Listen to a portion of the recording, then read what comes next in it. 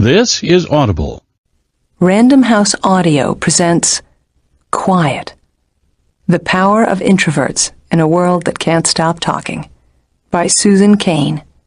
Read for you by Kata Mazer.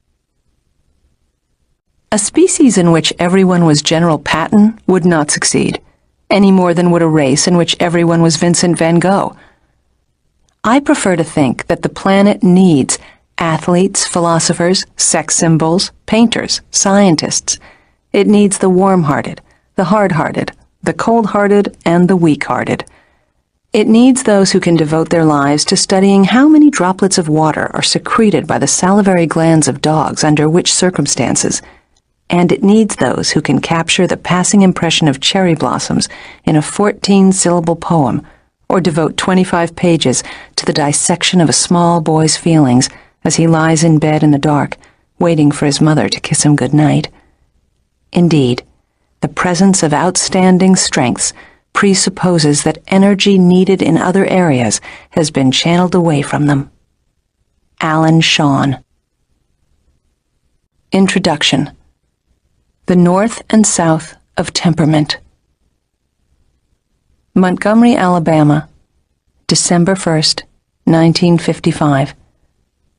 Early evening. A public bus pulls to a stop, and a sensibly dressed woman in her 40s gets on. She carries herself erectly, despite having spent the day bent over an ironing board in a dingy basement tailor shop at the Montgomery Fair department store. Her feet are swollen. Her shoulders ache. She sits in the first row of the colored section and watches quietly as the bus fills with riders, until the driver orders her to give her seat to a white passenger. The woman utters a single word that ignites one of the most important civil rights protests of the 20th century, one word that helps America find its better self. The word is no. The driver threatens to have her arrested. "You may do that," says Rosa Parks. A police officer arrives. He asks Parks why she won't move. "Why do you all push us around?" She answers simply. "I don't know," he says, "but the law is the law, and you're under arrest." On the afternoon of her trial and conviction for disorderly conduct, the Montgomery Improvement Association holds a rally for Parks at the Holt Street Baptist Church in the poorest section of town. 5,000 gather to support Parks's lonely act of courage. They squeeze inside the church until its pews can hold no more.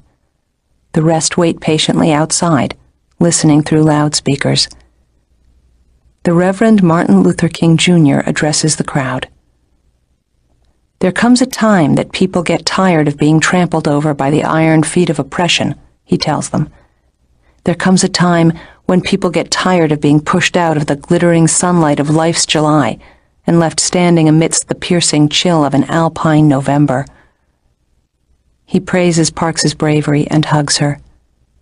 She stands silently, her mere presence enough to galvanize the crowd. The association launches a citywide bus boycott that lasts 381 days. The people trudge miles to work. They carpool with strangers. They change the course of American history. I had always imagined Rosa Parks as a stately woman with a bold temperament, someone who could easily stand up to a busload of glowering passengers. But when she died in 2005 at the age of 92, the flood of obituaries recalled her as soft-spoken, sweet, and small in stature. They said she was timid and shy, but had the courage of a lion. They were full of phrases like radical humility and quiet fortitude.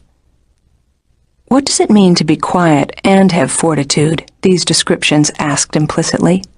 How could you be shy and courageous?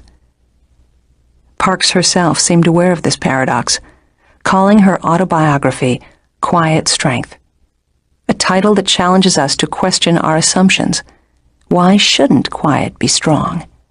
And what else can quiet do that we don't give it credit for?